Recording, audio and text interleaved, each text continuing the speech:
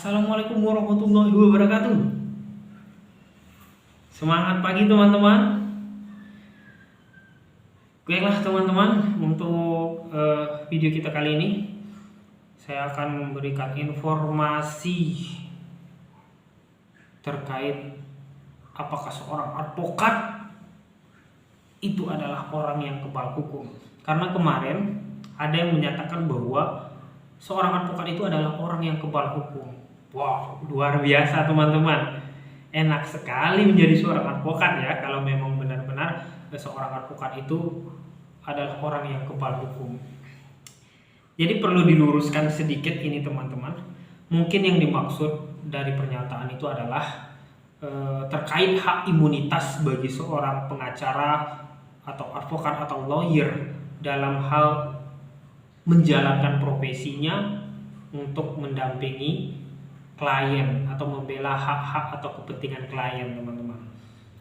Memang dalam ketentuan pasal 16 Undang-Undang Nomor 18 Tahun 2003 tentang advokat, di sana dijelaskan bahwasanya seorang advokat yang dalam menjalankan profesinya itu tidak bisa diproses atau tidak bisa dituntut baik secara perdata maupun secara pidana dalam hal menjalankan profesinya dengan itikat baik dalam hal pembelaan terhadap klien.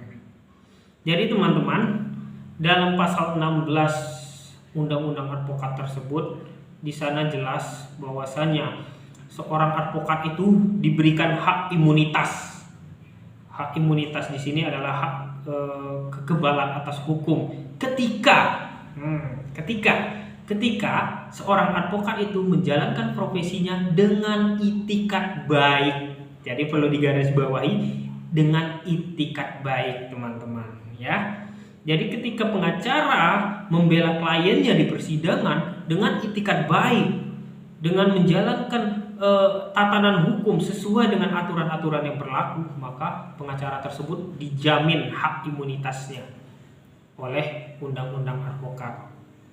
Namun, jika seorang pengacara atau advokat itu dalam hal menjalankan profesinya membela klien itu tidak menjalankan aturan-aturan yang berlaku atau melenceng dari kaidah-kaidah aturan peraturan perundang-undangan yang berlaku atau bahkan melakukan perbuatan melawan hukum, tentunya seorang pengacara tersebut masih tetap akan dapat diproses secara hukum teman-teman.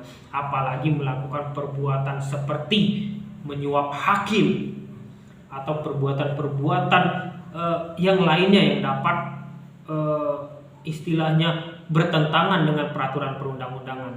Tetap seorang pengacara dapat diproses secara hukum teman-teman. Karena apa? Karena negara kita itu menganut azas equality before the law, yaitu azas kesamaan di muka hukum. Mau seorang presiden pun, seorang menteri, siapapun di negara Indonesia ini tidak ada yang kebal atas hukum. Jadi seperti itu ya teman-teman. Tidak ada seorang pun yang kebal atas hukum di Indonesia ini teman-teman.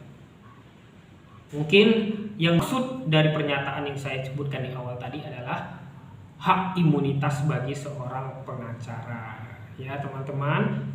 Selain dari penanganan masalah, pengacara ketika dia melakukan perbuatan-perbuatan yang tidak sesuai dengan kaidah atau perbuatan melawan hukum, ya tentunya dia tetap akan diproses secara hukum.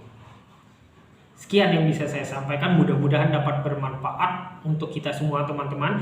Jadi perlu digarisbawahi bahwasanya pengacara itu bukanlah orang yang kebal hukum. Terima kasih.